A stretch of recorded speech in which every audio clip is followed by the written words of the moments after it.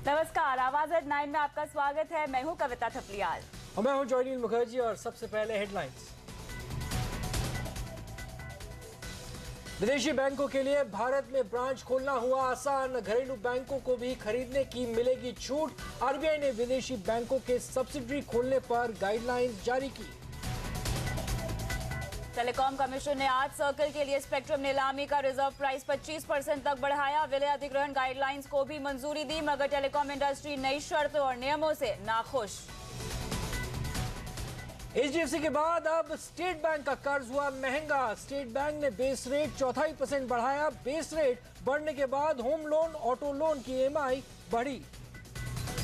लगातार दूसरे दिन बाजार में मुनाफा वसूली हावी। सेंसेक्स निफ्टी में ½ % की गिरावट। शुरुआती तेजी के बाद आखिरी घंटे में मिड कैप इंडेक्स भी लाल निशान में फिसले।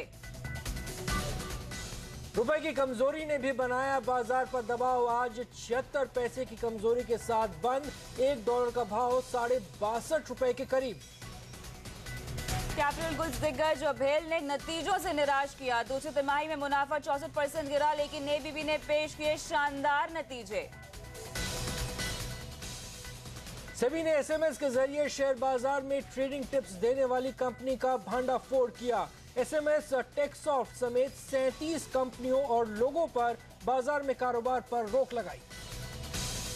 कैश ऑन डिलीवरी के जरिए ऑनलाइन खरीदारी करने वालों पर भी इनकम टैक्स विभाग की नजर। लोगों के खर्च और आमदनी में फर्क हुआ तो देगी टैक्स वसूली का नोटिस।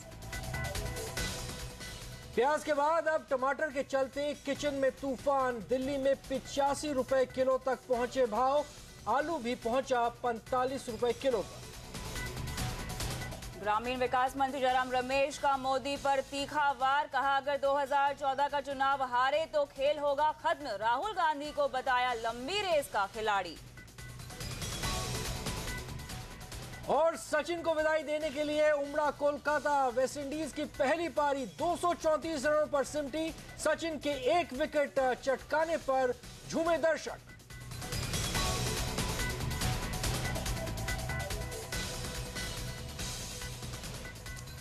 रिजर्व बैंक ने आज एक बड़ा फैसला ले लिया है। आरबीआई ने देश में विदेशी बैंकों के लिए नियम आसान कर दिए हैं।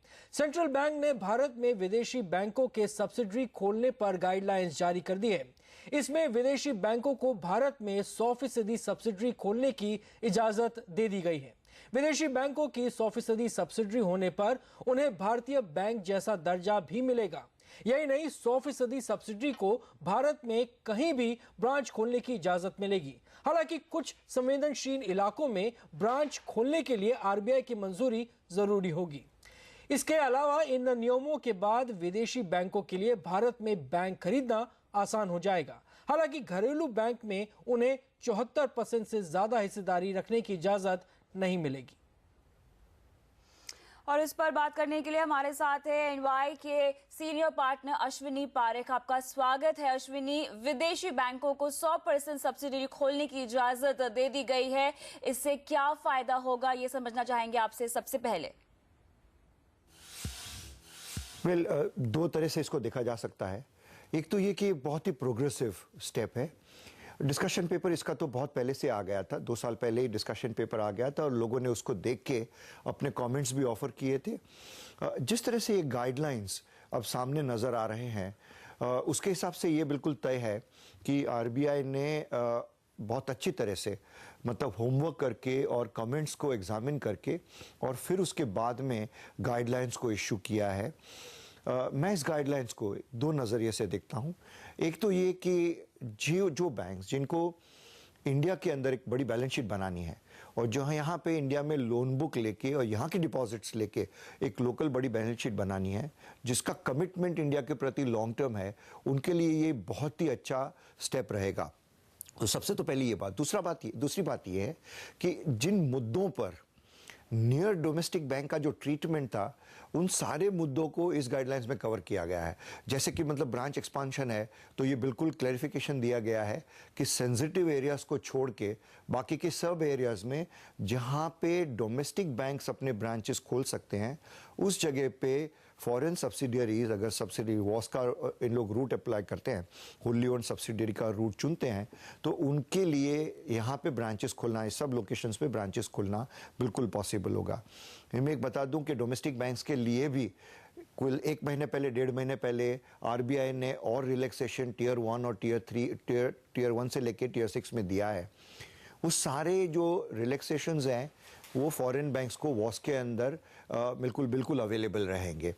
तो दोनों हिसाब से, एक लोन बुक के हिसाब से और ज्योग्राफी के हिसाब से, या तो ज़्यादा ब्रांचेस खोलने के लिए ये रिफॉर्म जो है वो बड़ा ही मतलब आवकार्य है। It's a very welcome reform I would say. लेकिन पारिक जी, आपको क्या लगता है कौन कौन से ऐसे विदेशी बैंक हैं जो एंट्री लेंगे इस वजह से? देखिए, 2 या 3 आप सेगमेंट्स के अंदर बैंक्स को आप बिल्कुल क्लासिफाई कर सकते हैं। पहला ये सेगमेंट है कि जहां जिन बैंक्सों ने इंडिया में अपना प्रेजेंस 50 साल, 60 साल या 100 साल से यहाँ पे रखा हुआ है और जहाँ पे उन्होंने ब्रांच एक्सपेंशन किए हुए हैं, जहाँ पे इनकी बुक्स जो है, लोन बुक्स जो बड़ी हैं, उन लोग तो इसको बहुत अट्रैक्टिवली देखेंगे क्योंकि उनके लिए एक मतलब जरिया बन जाता है ज़्यादा एक्सपेंशन करने के लिए। दूसरा एक सेगमेंट ये है जो इंडिया के प्रति लॉन्ग टर्म प्रेजेंस रखना चाहता है। इस सेगमेंट के अंदर आप नए जो बैंक्स आए हैं, जो लास्ट 10 साल में या लास्ट 5 साल में आए हैं, पर जिनको ये तय है कि India is becoming a big market जहां उनको प्रेजेंस रखनी ज़रूरी है बैंकिंग के तौर पे, तो उनके लिए भी मेरे हिसाब से ये रिफॉर्म, अगर उनके पास में 1 या 2 ब्रांचेज हैं, फिर भी एम्बिशन के तौर पे जिनको लॉन्ग टर्म इंडिया का कमिटमेंट है वो ये रिफॉर्म को पॉजिटिवली लेंगे।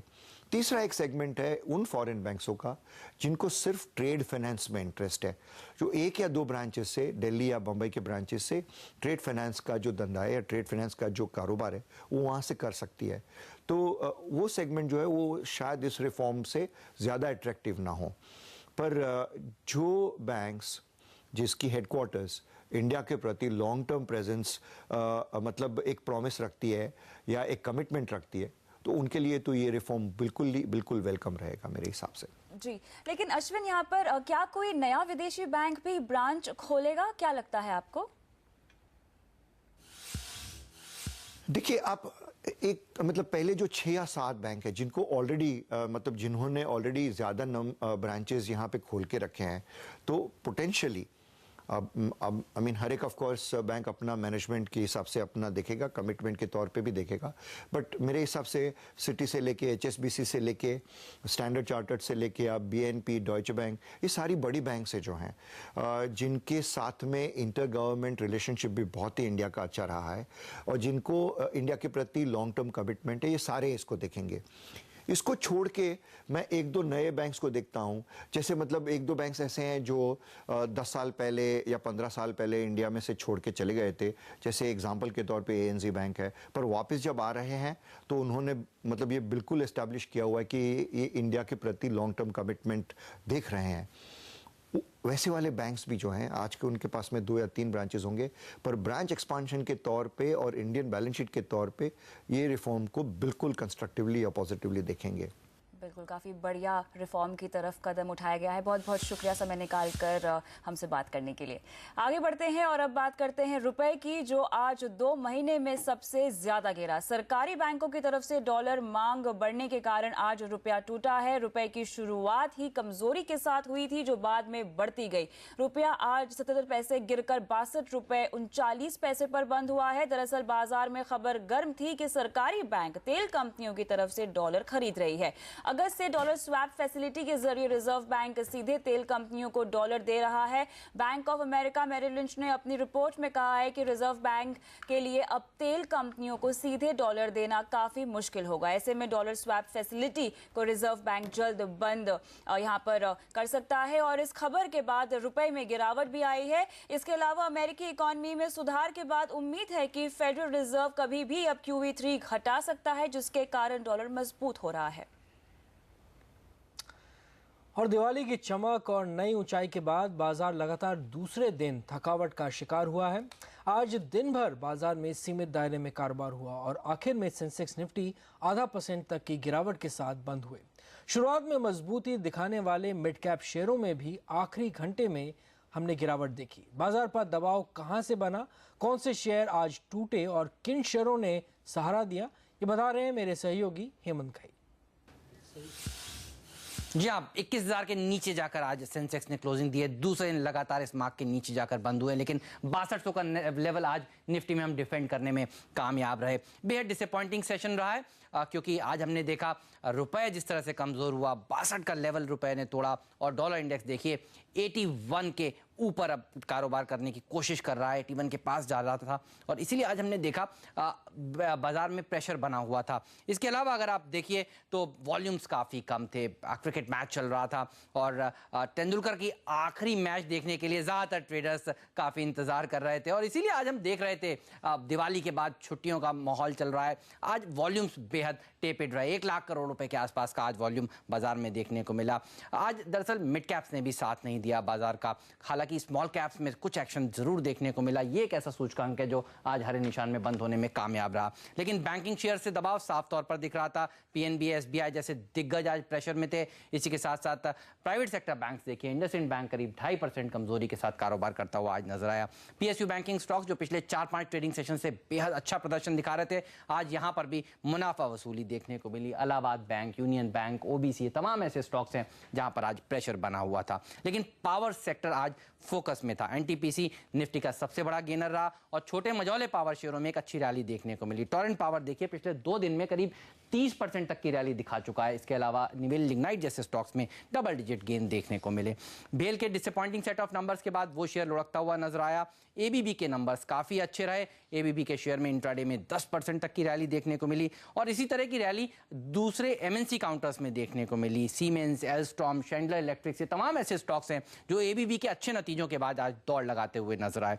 इसके अलावा एसजेवीएन और सोनाको, ये 2 और ऐसी कंपनियां जिन्होंने शानदार सेट ऑफ नंबर्स पेश किए और बाजार ने इनको थम्स अप भी दिया। 10% तक मूव किया आज सोनाको का काउंटर। टेलीकॉम शेयरों के लिए भी आज का दिन काफी इंपॉर्टेंट था क्योंकि टेलीकॉम कमीशन ने एमएनए की गाइडलाइंस को मंजूरी दी।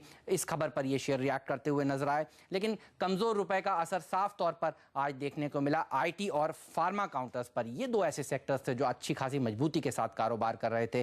टेक महिंद्रा के नतीजे भी कल आने वाले, नतीजों से पहले ये शेयर काफी कॉन्फिडेंट 3.5% तक की अपमूव इस स्टॉक में देखने को मिला। राइस शेयर्स अच्छी खासी रैली दिखाने में आज फिर से कामयाब रहे। इसी के साथ साथ टायर काउंटर्स और कुछ मिड कैप फार्मा शेयरों में एक अच्छी रैली आज के सत्र में देखने को मिली। साफ तौर पर यही दिख रहा है कि अब मिड कैप और स्मॉल कैप और खासकर स्मॉल कैप पॉकेट्स में अच्छी खासी खरीदारी देखने को मिल रही है। लेकिन बाजार के जानकारों को आगे की राह कैसी लग रही है, किन सेक्टर में होगा निवेश से फायदा, ये सुनते हैं क्या कह रहे हैं बाजार के दिग्गज। सिक्लिकल्स हैं वो अभी भी, अगर आप उनको कंपेयर करते हैं कि साल के बिगिनिंग में उनके क्या प्राइसेस थे, या तो वही हैं या वहाँ से कम हैं। तो अगर ये कंटिन्यू करता है तो मार्केट में पोटेंशियल है ऊपर जाने का। तो मार्केट की रैली को कंटिन्यू करने के लिए मेरे ख्याल से अभी सिक्लिकल्स का पार्टिसिपेट करना बहुत ज़रूरी है। अगर यहाँ से मार्केट को चलना है तो मार्केट पार्टिसिपेंट्स को ये कॉल लेना है कि सिक्लिकल्स चलने चाहिए, नहीं तो इस रैली का कोई मीनिंग नहीं है कि वो बाइपोलर मार्केट बनी रहे। Cognizant's performance, I think, definitely is suggesting that the good times ahead for many of the IT companies on the volume growth front. But that is a long-term view. In a short term, I think a first fall and then a buy. I think that would be my approach on IT space. I think if market after the result gives some kind of a knee-jerk reaction to ABB, BHEL kind of companies, that could be, I think, a buy opportunity at lower level. To a greater extent, Bajaj Auto kind of performance, I think, should be seen largely from the point of view of the export-driven earnings that the company is producing, and that should protect the bottom line of the companies. We like SBI, we like PNB, we like BOB kind of banks to begin with. We still don't, I think, build a very strong view on some of the mid-sized PSU banks. और auto sector की हालत खराब है। बिक्री की रफ्तार थम गई है और त्योहारी सीजन भी गाड़ी को आगे नहीं बढ़ा पाया। नए लॉन्च भी ग्राहकों को खींच नहीं पा रहे हैं। आखिर कब लौटेंगे ऑटो सेक्टर के अच्छे दिन? ऑटो कंपनियों में क्या होनी चाहिए आपकी स्ट्रैटेजी और किन शेयरों में लगाएं पैसा? इसे लिखकर स्पेस दें, फिर शेयर का नाम लिखें और भेज दें 51818 पर। हम आपके सवालों के जवाब देंगे कल सुबह 10:30 बजे सौदा आपका में CNBC आवाज पर।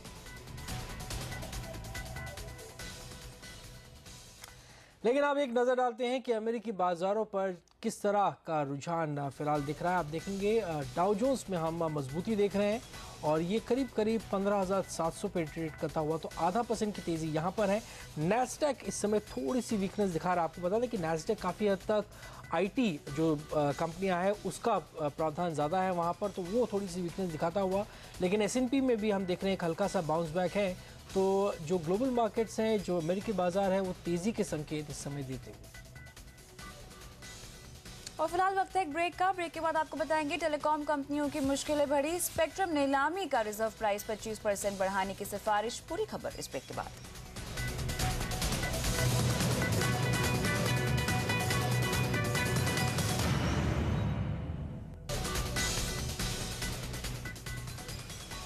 मुश्किल दौर से गुजर रही टेलीकॉम सेक्टर के लिए और मुश्किल आने वाली है। कंपनियों को अब स्पेक्ट्रम के लिए ज्यादा कीमत चुकानी होगी। टेलीकॉम कमीशन ने 8 सर्कल के लिए 1800 मेगाहर्ट्ज स्पेक्ट्रम का रिजर्व प्राइस बढ़ा दिया है। यही नहीं, आज टेलीकॉम कमीशन ने टेलीकॉम कंपनियों के मर्जर एंड एक्विजिशन पॉलिसी को भी मंजूरी दे दी है। The spectrum pricing has to now go to EGOM, so we'll certainly now take this further. 800 megahertz would not be available immediately for EGSM, and that was the view given by the committee constituted by Department of Telecom. So based on this, we have to now take this further action on this basis. इस खबर पर और जानकारी के लिए बात करते हैं अपनी संवाददाता अंजुल तोमर से। अंजुल, ये बताइए कि टेलीकॉम कमीशन ने स्पेक्ट्रम की कीमत को लेकर क्या फैसला किया है?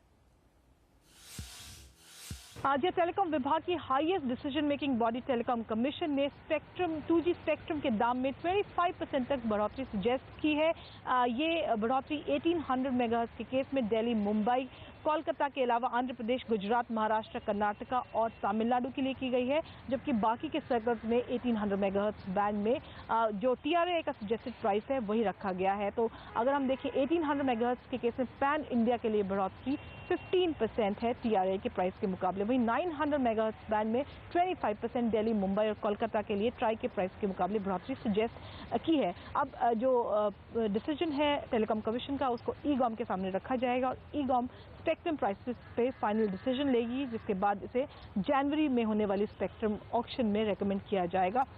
TRAI ने हाल ही में जो अपना रिकमेंडेशन दिया था स्पेक्ट्रम प्राइसिंग को लेके, उसमें 62% तक 900 के केस में और 1800 के केस में 37% तक कटौती सजेस्ट की थी, क्योंकि जो लास्ट ऑक्शन थी नवंबर और मार्च में, उसमें कंपनी की तरफ से बहुत लूप फॉर्म रिस्पॉन्स आया था, क्योंकि कंपनी का कहना था कि प्राइस बहुत ज़्यादा है। लेकिन टेलीकॉम कमीशन ने ट्राई के मुकाबले जो है बेस प्राइस इंक्रीज कर दिया है। जहाँ तक 800 मेगाहर्ट्ज जिसे CDMA स्पेक्ट्रम कहा जाता है, उसका सवाल है, उसके लिए TRAI से सजेशंस मंगाई जाएंगे, उसके बाद ऑक्शन 800 मेगाहर्ट्ज बैंड की कराई जाएगी। स्पेक्ट्रम यूसेज चार्जेस को लेकर फाइनेंस मिनिस्ट्री से कंसल्टेशन के बाद ही कोई फाइनल डिसीजन लिया जाएगा। TRAI ने 3% uniform spectrum usage charge suggest किया था। सरकार को उम्मीद है कि इस प्राइस पर सरकार को एटलीस्ट अनुमान 11,000 करोड़ रुपीस की आय होगी। बिल्कुल, शुक्रिया तमाम डिटेल्स के लिए अंजुल। इस फैसले पर टेलीकॉम कंपनियां क्या सोचती हैं, इस पर बात करने के लिए हमारे साथ जुड़ रहे हैं COI यानी cellular operators association of India के डायरेक्टर जनरल राजन मैथ्यू। आपका स्वागत है राजन। सबसे पहला सवाल, 1800 मेगाहर्ट्ज स्पेक्ट्रम का रिजर्व प्राइस बढ़ाने का जो टेलीकॉम कमीशन ने फैसला लिया है, इसे आप कैसे देखते हैं? Disappointed that they have chosen to raise the prices. We believed that the TRAI pricing was at the right point. We had some differences, but by and large, we thought that was on the right track. Raising it in some of these circles where already voice is highly penetrated doesn't make too much sense. So we are a bit disappointed, but we are glad that certainly the pricing did not go into the stratosphere as in the prior auction. So obviously this will dampen a bit in terms of the enthusiasm for the bidding, but we are looking forward to having the auction progress. लेकिन क्या आपको लगता है कि इस price पर demand आएगी, क्योंकि अब भी कुछ ऐसी कंपनियां हैं जिनकी इन सर्कल में आने में दिलचस्पी है? I think what is going to happen is that we don't see any new entrants wanting to come in. It'll be the incumbent players that will look to enhance their existing footprint, get a little more spectrum where they are having not enough spectrum because of the demand that is already there. So I think we'll see a very targeted, nuanced approach to the bidding. We won't see anybody just going across the board. We'll see much more of this targeted bidding to enhance incumbent operators. That combined with the M&A, I think will be the way forward, because the M&A rules and regulations have also been enhanced, and so it'll be the combination of the two that will push forward the industry. बिल्कुल, लेकिन राजन, यहाँ पर आज telecom commission ने विलय और अधिग्रहण नीति को भी मंजूरी दे दी है। मर्जर के बाद कंपनियां 50% स्पेक्ट्रम और मार्केट रख सकती हैं। अगर कंपनियों के नजरिए से समझना चाहें तो ये बताएं कि कंपनियां इसे कैसे देख रही हैं। That means that what we are going to see, as I indicated, is much more of a nuanced approach to the acquisition process. I don't think you'll see any major company go and acquire another major company. What you will see is companies interested in specific assets of other companies, either 3G spectrum, 4G spectrum, some other spectrum that they are holding that they may want to acquire. They will also look at certain specific circles where they believe there may be opportunities to expand their existing footprint. So I think that will be the way forward on M&A, and I think what will be a major contributor will be spectrum trading. So we'll have to wait to see what the details around spectrum trading are. Certainly 100% FDI is also helpful, so those are all in the right direction, including the fact that the 50% level from the previous 35% in terms of market share has been enhanced, which is also a positive move from the DOT. धन्यवाद mister Matthew, ये details हमारे साथ share करने के लिए। लेकिन आपको बताएं, आगे है प्याज के बाद अब टमाटर आलू में लगी आग। दिल्ली में 80 रुपए प्रति किलो पहुंचा टमाटर। पूरी खबर देखेंगे इस ब्रेक के बाद। और HDFC बैंक के बाद SBI ने भी बढ़ाया बेस रेट। कितनी बढ़ जाएगी होम लोन की EMI, बताएंगे आपको ब्रेक के बाद।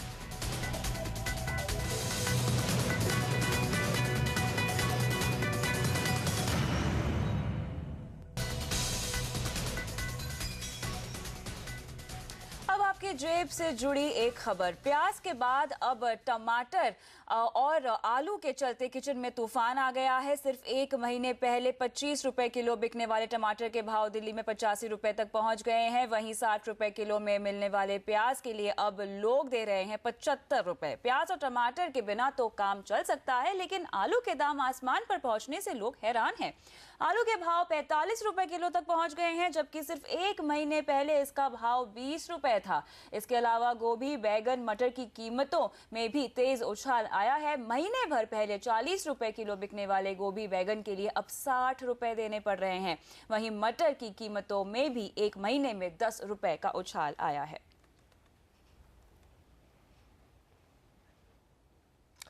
दिल्ली में दाम इतनी तेजी से क्यों बढ़ रहे हैं और सरकार की क्या जवाबदेही बनती है, और सरकार कीमतों को काबू में करने के लिए क्या कर रही है, इस पर बात करने के लिए हमारे साथ दिल्ली के खाद्य मंत्री हारून यूसुफ इस समय जुड़े हैं।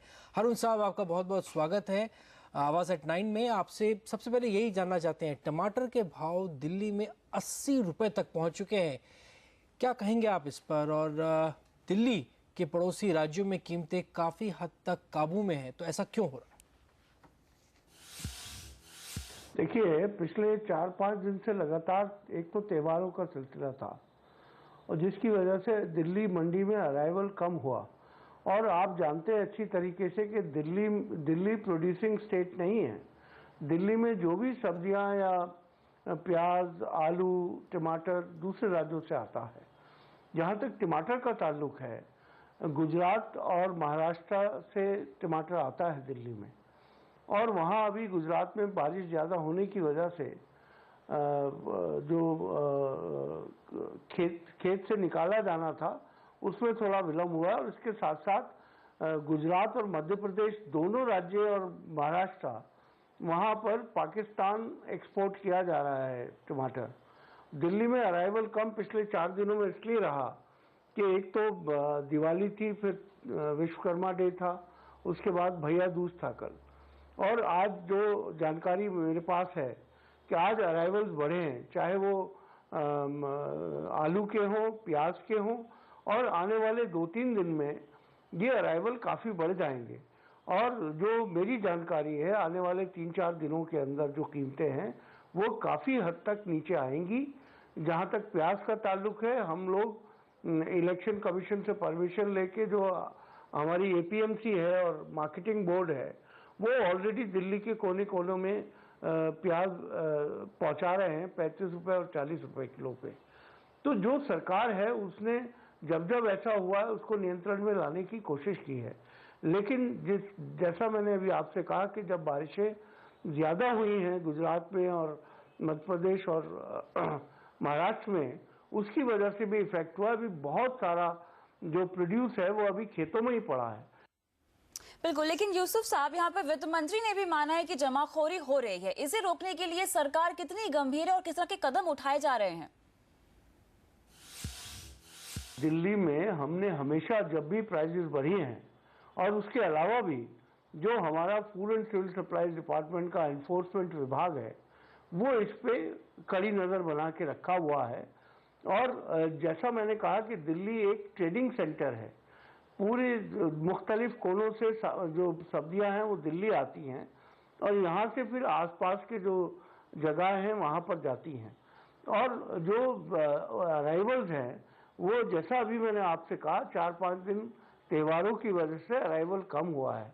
और हर साल, ये इस साल नहीं है, जब भी पुरानी फसल खत्म होती है, जैसे आलू की आपने बात कही, आलू कोल्ड स्टोरेजेस में होता है और वो तकरीबन खत्म कर दिया जाता है, और जब नया आलू आना शुरू होता है, जैसे पंजाब का आलू आना शुरू हो गया, आज आलू का अराइवल थोड़ा बड़ा है और अगले 2-3 दिन के अंदर ये आलू की कीमतें जो है काफ़ी हद तक नीचे चली जाएंगी। और इसी वजह से हम बार बार अखबारों के माध्यम से, आपके मीडिया के माध्यम से लोगों तक ये बात पहुंचाते हैं कि होलसेल मंडी में जो रेट है वो क्या है और रिटेल में क्या है। चलिए, बहुत बहुत धन्यवाद आज समय निकालकर हमसे बात करने के लिए। इस बार तो क्लियरली हम देख रहे हैं कि सब्जियों के दाम तो आसमान पर हैं ही, लेकिन अब आपकी ईएमआई का बोझ भी बढ़ गया है। एचडीएफसी बैंक के बाद आज देश के सबसे बड़े सरकारी बैंक एसबीआई ने भी बेस रेट बढ़ा दिया है। बेस रेट बढ़ाने का सीधा सा मतलब है आप पर ईएमआई का बोझ बढ़ने वाला है। महंगाई के इस दौर में आपके लिए एक और बुरी खबर है। तैयार रहिए अपने होम लोन या ऑटो लोन की ज्यादा ईएमआई चुकाने के लिए। एचडीएफसी बैंक के बाद एसबीआई ने भी कर्ज महंगा कर दिया है। एसबीआई ने बेस रेट में करीब 0.25% की बढ़ोतरी करके इसे 10% कर दिया है। कल ही एचडीएफसी बैंक ने भी अपना बेस रेट बढ़ाकर 10% किया है। बेस रेट वो रेट होता है जिसके नीचे बैंक आपको लोन नहीं दे सकते। एसबीआई का कहना है कि लागत में बढ़ोतरी के चलते बेस रेट बढ़ाया गया है। हम लोग को लास्ट जब बेस रेट हम हाइक किए थे उसके बाद रिपो रेट 50 बेसिस पॉइंट्स बढ़ चुके हैं, तो इसके चलते हमारे जो कॉस्ट ऑफ फंड्स पे जो असर होता है उसी के लिए हम लोग अभी 20 बेसिस पॉइंट्स बढ़ाए हैं। जितना कम हो सके उतना ही बढ़ाए हैं, और बढ़ाने के बाद भी हम one of the cheapest in the market भी के लिए and in the immediate future, और हम लोग रेट बढ़ाने की चिंता नहीं कर रहे हैं। 0.25% बेस रेट बढ़ने का मतलब है ज्यादा ईएमआई। अब हम आपको बताते हैं कि आपकी जेब कितनी कटने वाली है। अगर आपने 20 साल के लिए 30 लाख रुपए का लोन 10% के ब्याज पर लिया है तो आपकी ईएमआई थे 28,951 रुपए। लेकिन अगर कर्ज महंगा होकर 10.25% हो जाए तो आपको हर महीने अब चुकाने होंगे 29,500 रुपए, यानी हर महीने 500 रुपए का अतिरिक्त बोझ। 20 लाख के होम लोन लेने वालों पर भी 0.25% बढ़ोतरी का मतलब है करीब 350 रुपए का बोझ। इसी तरह आपका कार लोन भी बढ़ना तय है। पिछली क्रेडिट पॉलिसी में जब आरबीआई ने रेपो रेट बढ़ाया था तब से इस बात का डर बढ़ गया था कि कर्ज महंगा हो सकता है। बैंकों के मौजूदा बेस रेट पर नजर डालें तो एसबीआई, एचडीएफसी बैंक और आईसीआईसीआई बैंक का बेस रेट 10% है, जबकि पीएनबी, एक्सिस बैंक और बैंक ऑफ बड़ौदा ने अपना बेस रेट 10.25% पर रखा है। जाहिर है एसबीआई, एचडीएफसी बैंक की देखा देखी दूसरे बैंकों ने भी बेस रेट बढ़ाना शुरू कर दिया तो महंगाई के बोझ तले आम आदमी की जेब और कटनी तय है। Bureau report. अपने स्वाद के जादू को देश विदेश तक पहुंचाने वाली तरला दलाल नहीं रही। आज सुबह दिल का दौरा पड़ने से मुंबई में उनका निधन हो गया। वो 77 साल की थी। तरला दलाल सेलिब्रिटी शेफ थी और कुकिंग के ऊपर उन्होंने 100 से ज्यादा किताबें लिखी हैं। इन किताबों को अब तक करीब 30 लाख कॉपियां जो है इन किताबों की बिक चुकी है। इस क्षेत्र में योगदान के लिए उन्हें 2007 में पद्मश्री से भी सम्मानित किया गया था। तरला दलाल को भारत के हर कोने के पकवानों को लजीज और अनोखे जायके के साथ बनाने में महारत हासिल थी। खासतौर से एक होस्ट के तौर पर उन्होंने वेजिटेरियन डिशेस को भी घर घर में पॉपुलर बनाया। कुकिंग को एक कला के तौर पर पहचान दिलाने के लिए उन्हें हमेशा याद रखा जाएगा।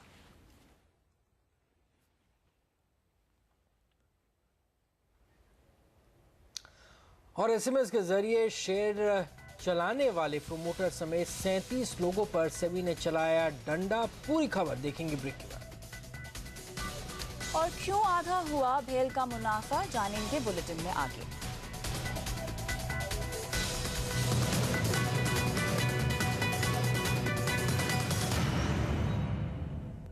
विदेशी बैंकों के लिए भारत में ब्रांच खोलना हुआ आसान। घरेलू बैंकों को भी खरीदने की मिलेगी छूट। आरबीआई ने विदेशी बैंकों के सब्सिडरी खोलने पर गाइडलाइंस जारी की। टेलीकॉम कमीशन ने आज सर्किल के लिए स्पेक्ट्रम नीलामी का रिजर्व प्राइस 25% तक बढ़ाया। विलय अधिग्रहण गाइडलाइंस को भी मंजूरी दी, मगर टेलीकॉम इंडस्ट्री नई शर्तों और नियमों से नाखुश।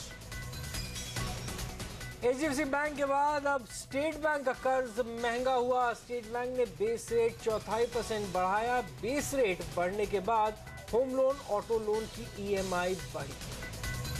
लगातार दूसरे दिन बाजार में मुनाफा वसूली हावी। सेंसेक्स निफ्टी में % की गिरावट। शुरुआती तेजी के बाद आखिरी घंटे में मिड कैप इंडेक्स भी लाल निशान में फिसला। रुपए की कमजोरी ने भी बनाया बाजार पर दबाव। आज 76 पैसे की कमजोरी के साथ बंद। $1 का भाव ₹62.5 के करीब।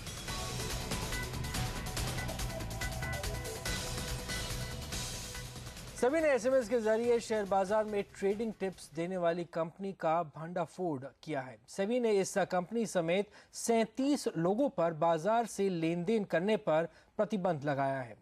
इस पूरी खबर पर बात करने के लिए चलते हैं हमारे संवाददाता वीरेंद्र व्यास के पास।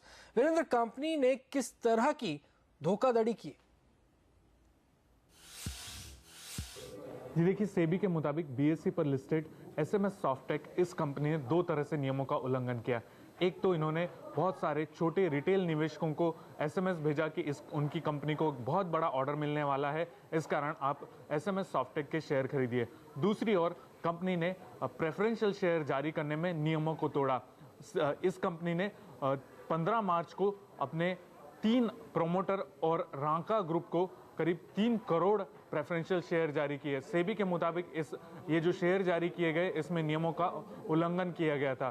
तो सेबी ने इस कंपनी पर कार्रवाई करते हुए इससे जुड़े हुए 37 लोगों के साथ उनके शेयर बाजार में ट्रेडिंग पर रोक लगा दी है। साथ ही इस कंपनी के बाजार से पैसा जुटाने पर भी रोक लगा दी गई है। इसके अलावा सेबी ने इस कंपनी और 37 लोगों को ये आदेश दिया है कि ये एक एस्क्रो अकाउंट में 6 करोड़ रुपए की रकम जमा कराएं। इसके अलावा प्रेफरेंशियल शेयर जो इनको जारी हुए थे उनको बेचकर इन्होंने जो मुनाफा कमाया है उसको भी इस एस्क्रो अकाउंट में जमा कराएं। जी शुक्रिया इन डिटेल्स के लिए वीरेंद्र। और हम आपको बता दें कि सेबी का आज का फैसला उन कंपनियों और प्रमोटर्स के लिए सीख है जो अपने शेयर चलाने के लिए एसएमएस के जरिए टिप्स देते हैं।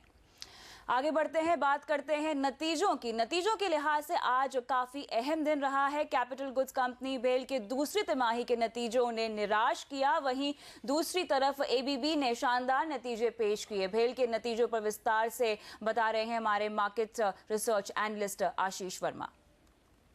बेहद डिसअपॉइंटिंग सेट ऑफ नंबर्स थे और किसी भी पैरामीटर पर आप नंबर्स को आकलन करेंगे तो आपको कमजोरी नजर आएंगे। ये आय में डिसअपॉइंटमेंट था क्योंकि इनफ्लोज बेहद कमजोर होते हुए नजर आए। वीक ऑर्डर बैकलॉग था FY13 का, उससे दबाव देखने को मिला। बिक्री करीब 15% के आसपास साल दर साल गिरती हुई नजर आई। मुनाफे में 64% के आसपास की गिरावट देखने को मिल रही है। और ध्यान रखें, इस बार अदर इनकम का कंपोनेंट जो था उसमें खासा इजाफा हुआ था, 280% के आसपास इजाफा हुआ था। उसी ने कुछ हद तक मुनाफे को संभालने की कोशिश करी है। खर्चे 55% साल दर साल बढ़ते हुए नजर आएंगे। लेकिन सबसे इंपॉर्टेंट जो बाजार कीनली वॉच कर रहा था, बीते क्वार्टर में आपको याद होगा मार्जिन्स में एक तगड़ी गिरावट देखने को मिली थी, 820 बेसिस पॉइंट्स मार्जिन्स गिरे थे। बाजार के तमाम एनालिस्ट खास तौर पे वॉच कर रहे थे कि मार्जिन्स में क्या सस्टेनेबिलिटी आती है, स्टेबिलिटी आती है इन लेवल्स के आसपास। हम एक्सपेक्ट कर रहे थे मार्जिन्स 500 बेसिस पॉइंट्स यहां से और कमजोर होंगे, लेकिन एक्चुअली मार्जिन्स में 1340 बेसिस पॉइंट्स की एक तगड़ी गिरावट देखने को मिल रही है। और उसमें भी अगर अदर ऑपरेटिंग इनकम को स्ट्रिप कर दिया जाए तो मार्जिन्स केवल 2.8% पे आए हैं। मेरे ख्याल से हिस्टोरिकल लोज पे हैं इस कंपनी के मार्जिन्स। ऑर्डर बैकलॉग में कमजोरी देखने को मिल रही है, 17% साल दर साल, 6% तिमाही दर तिमाही यहां पे कमजोरी है। लेकिन ध्यान रखें, ज्यादातर एनालिस्ट मान के चल रहे हैं कि इस कंपनी के जो फंडामेंटल्स हैं बेहद कमजोर देखने को मिलेंगे, क्योंकि उनका मानना है कि कैपिटल गुड स्पेस में रिवाइवल में एटलीस्ट 2 साल लगेंगे। इसलिए काफी हद तक ये कमजोर नतीजे प्राइस्ड इन थे। और आगे दिखाएंगे जयराम रमेश के रंग, नरेंद्र मोदी पर बोला हमला और राहुल की जमकर की तारीफ।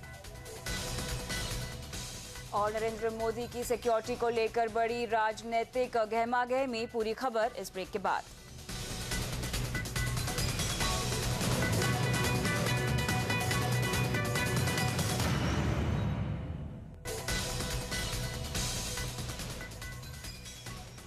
नौकरानी की हत्या के मामले में बीएसपी सांसद धनंजय सिंह और उनकी पत्नी को 7 दिन की पुलिस रिमांड पर भेजा गया है। आसाराम के खिलाफ चार्जशीट दाखिल हो गई है। देखिए ऐसी बड़ी खबरें सिर्फ 2 मिनट में।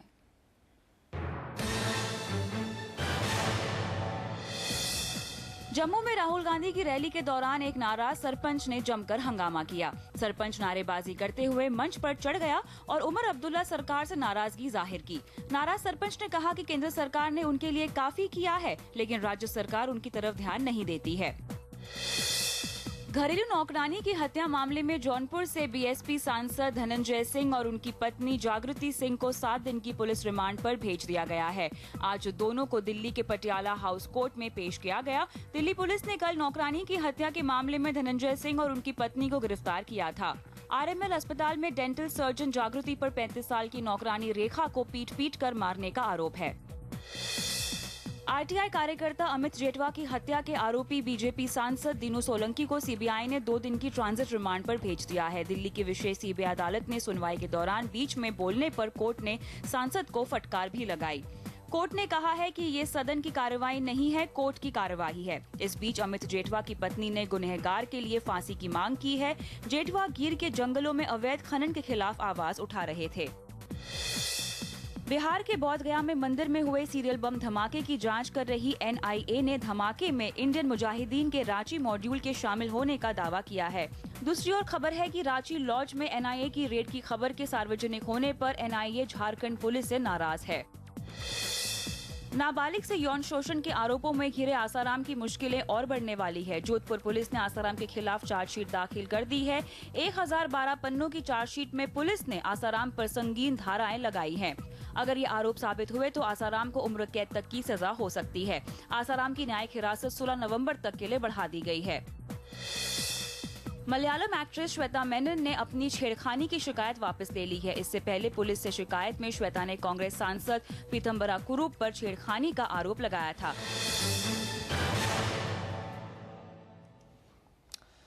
केंद्रीय ग्रामीण मंत्री जयराम रमेश ने नरेंद्र मोदी पर करारा हमला किया और राहुल गांधी की तारीफों के पुल बांधे हैं। उन्होंने कहा है कि 2014 लोकसभा चुनाव अगर मोदी हार जाते हैं तो उनका खेल खत्म हो जाएगा, जबकि राहुल गांधी अगर चुनाव हारते भी हैं तब भी उनका सियासी भविष्य चमकता ही रहेगा। If Mr. Modi loses 2014, his story is over. His balloon is burst.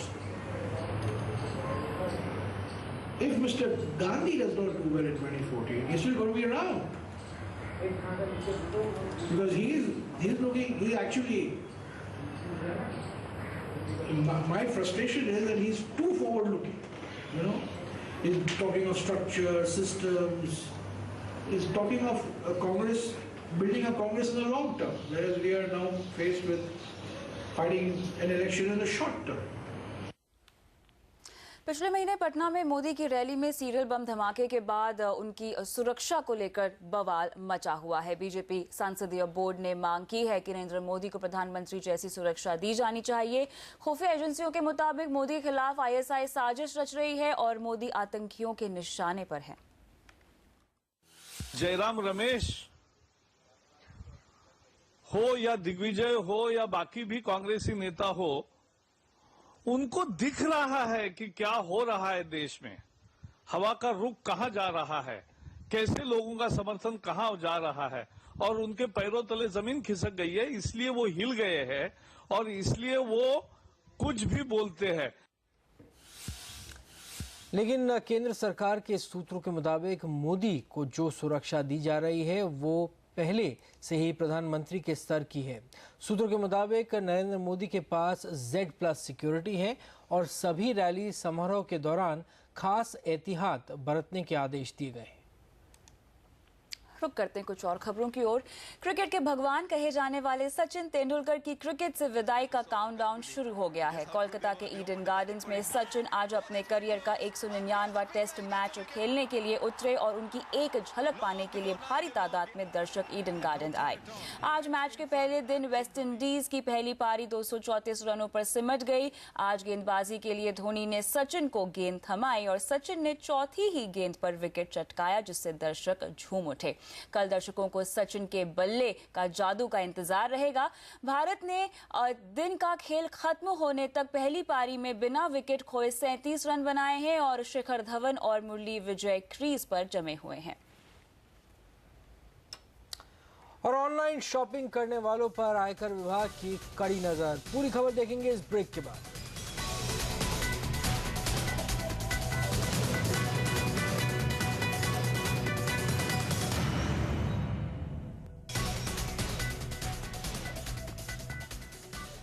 जमकर ऑनलाइन शॉपिंग करने वालों पर अब इनकम टैक्स डिपार्टमेंट की पैनी नजर है।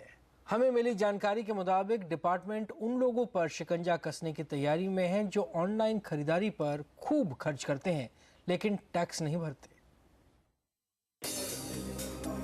अगर आप ऑनलाइन शॉपिंग पर कैश ऑन डिलीवरी के जरिए बिल का भुगतान करते हैं लेकिन टैक्स नहीं भरते तो आप इनकम टैक्स डिपार्टमेंट की जांच के दायरे में आ सकते हैं। टैक्स चोरों की पहचान के लिए IT डिपार्टमेंट ने नया तरीका निकाला है। एक आधुनिक सॉफ्टवेयर की मदद से ऑनलाइन शॉपिंग करने वाले हर व्यक्ति के खर्च और उसकी आमदनी का मिलान किया जाएगा। अगर किसी तरीके की खामी इस कैलकुलेशन में पाई जाती है तो आयकर विभाग उस व्यक्ति को नोटिस भेज सकता है। जो रिटेलर्स हैं वो रिकॉर्ड तो रखते ही हैं, जब वो ऑर्डर बुक करते हैं तो उस वक्त किसी कागज पर लिखते पढ़ते हैं। अब सिर्फ उनको प्री प्रिंटेड डुप्लीकेट रिसीट्स रखनी चाहिए ताकि एक रिकॉर्ड उनके पास रह जाए जिससे ये सिद्ध हो कि किस आदमी को कितना माल बेचा है और वो अपनी किताबों में उसको दिखा दे। आयकर विभाग ने पिछले साल ऐसे 12 लाख लोगों को नोटिस भेजा था जिनके खर्च और उनकी घोषित आमदनी में बड़ा फर्क पाया गया था। विभाग टैक्स वसूली की राशि को बढ़ाने के लिए पिछले कुछ समय से इनकम टैक्स के दायरे में ज्यादा से ज्यादा लोगों को लाने की कोशिश कर रहा है। मौजूदा वित्त वर्ष में सरकार का लक्ष्य डायरेक्ट टैक्स के तहत करीब 6.25 लाख करोड़ जुटाने का है और आयकर विभाग को उम्मीद है कि ऑनलाइन शॉपिंग के स्कैनर के जरिए ये लक्ष्य पाने में मदद मिलेगी। दूसरी ओर ई-कॉमर्स कंपनियों का मानना है कि IT विभाग की इस नई मुहिम का उनके बिजनेस पर ज्यादा असर नहीं पड़ेगा। कंपनियों के मुताबिक कैश ऑन डिलीवरी का ऑप्शन सस्ते सामान पर ही दिया जाता है, महंगे प्रोडक्ट्स पर ये सुविधा नहीं मिलती। एक रिपोर्ट के मुताबिक देश में ऑनलाइन शॉपिंग करने वाले 60% लोग कैश ऑन डिलीवरी के जरिए पेमेंट करते हैं। फिलहाल देश में ई-कॉमर्स के जरिए 3,700 करोड़ रुपए सालाना कारोबार होता है, जो अगले 5 साल में 4.3 लाख करोड़ तक पहुंच सकता है। ऐसे में टैक्स चोरों की पहचान के लिए ई-कॉमर्स का ये प्लेटफॉर्म आयकर विभाग के लिए बड़ा जरिया साबित हो सकता है। दीपाली नंदा, दिल्ली।